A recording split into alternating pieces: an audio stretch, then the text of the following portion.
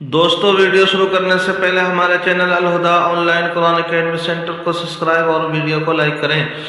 بسم اللہ الرحمن الرحیم۔ اسلامی تاریخ۔ اصحاب الاخدود یعنی خندق والے۔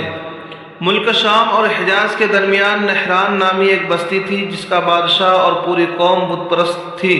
وہاں ایک جادوگر رہتا تھا، اسی جادوگر کے بلبوتے پر حکومت چل رہی تھی۔ جب اس کی موت کا وقت قریب ہوا تو بادشاہ سے درخواست کی کہ ایک ہوشیار لڑکا مجھے دیا جائے جسے میں اپنا علم سکھا دوں۔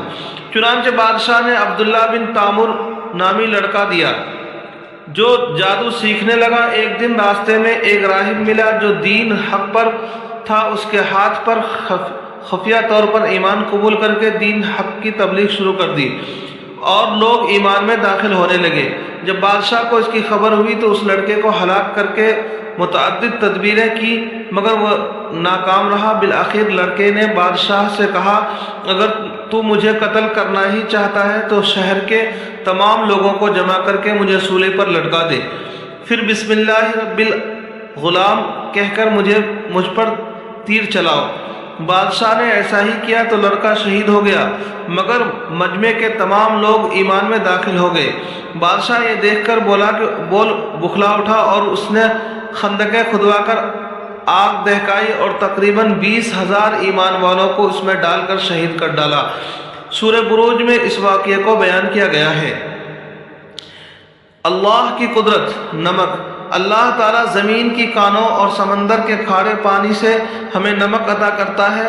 سمندر کے پانی سے نمک بنانے کا طریقہ یہ ہے کہ اس کھارے پانی کو چھوٹی چھوٹی کیاریوں میں جمع کیا جاتا ہے، پھر سورج کی دھوپ اور گرمی سے پانی جذب ہو جاتا ہے اور نمکین مادہ زمین کی سطح پر نمک بن جاتا ہے، جس کو ہم اپنے کھانے پینے کی بے شمار چیزوں میں شامل کر کے مزیدار بنا لیتے ہیں۔ بلا شبہ اللہ تعالیٰ ہی اپنی قدرت سے پانی کے اجزاء کو ختم کر کے ہمارے لیے نمک پیدا کرتا ہے۔ اس بارے میں غسل میں پورے بدن پر پانی بہانا۔ رسول اللہ صلی اللہ علیہ وسلم نے فرمایا، جسم کے ہر بال کے نیچے ناپاکی ہوتی ہے، لہذا تم بالوں کو دھو اور بدن کو اچھی طرح صاف کرو۔ فائدہ: غسل میں پورے بدن پر پانی کا پہنچانا فرض ہے، اس لیے خصوصاً سر کے بالوں، داڑھی وغیرہ کو جڑ سے جڑ تک پانی پہنچانا ہے اور عورتوں کو اپنے بال کو کھول کر غسل کرنا چاہیے تاکہ پانی بالوں کی جڑوں میں پہنچ جائے۔ ایک سنت کے بارے میں بلندی پر چڑھنے اور اترنے پر ذکر۔ رسول اللہ صلی اللہ علیہ وسلم اور آپ کے لشکر کے لوگ جب بلندی پر چڑھتے تو تکبیر اللہ اکبر اور نیچے اترتے تو تسبیح سبحان اللہ پڑھتے۔ ایک اہم عمل کی فضیلت: اپنے اہل و عیال پر خرچ کرنا۔ رسول اللہ صلی اللہ علیہ وسلم نے فرمایا، اگر آدمی اپنے اہل خانہ پر ثواب کی نیت سے خرچ کرے تو یہ خرچ کرنا اس کے حق میں صدقہ ہوگا۔ ایک گناہ کے بارے میں جھوٹ کی نحوست۔ رسول اللہ صلی اللہ علیہ وسلم نے فرمایا، جب بندہ جھوٹ بولتا ہے تو فرشتے اس کے جھوٹ کی بدبو کی وجہ سے 1 میل دور چلا جاتا ہے۔ دنیا کے بارے میں دنیا سے بے رغبتی کا فائدہ۔ رسول اللہ صلی اللہ علیہ وسلم نے فرمایا، دنیا کی خواہش کا نہ ہونا جسم اور دل کے لیے راحت ہے اور دنیا کی آرزو رنج و غم کو بڑھاتی ہے۔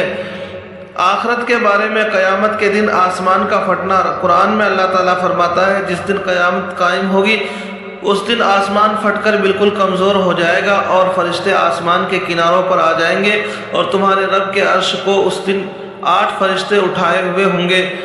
اس دن تم پیش کیے جاؤ گے تو تمہاری کوئی بات چھپی نہیں رہ سکتی۔ طب نبوی سے علاج۔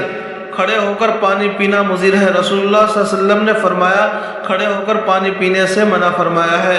فائدہ: کھڑے ہو کر پانی پینا معدے کو نقصان پہنچاتا ہے، اس لیے اس سے بچنا چاہیے۔ قرآن کی نصیحت۔ قرآن میں اللہ تعالیٰ فرماتا ہے، اے ایمان والو، تم آپس میں ایک دوسرے کے مال کو ناحق طریقے سے مت کھاؤ، مگر جو مال آپس کی رضامندی سے کی ہوئی خرید و فروخت سے حاصل ہو تو اس کو کھانے میں کوئی حرج نہیں۔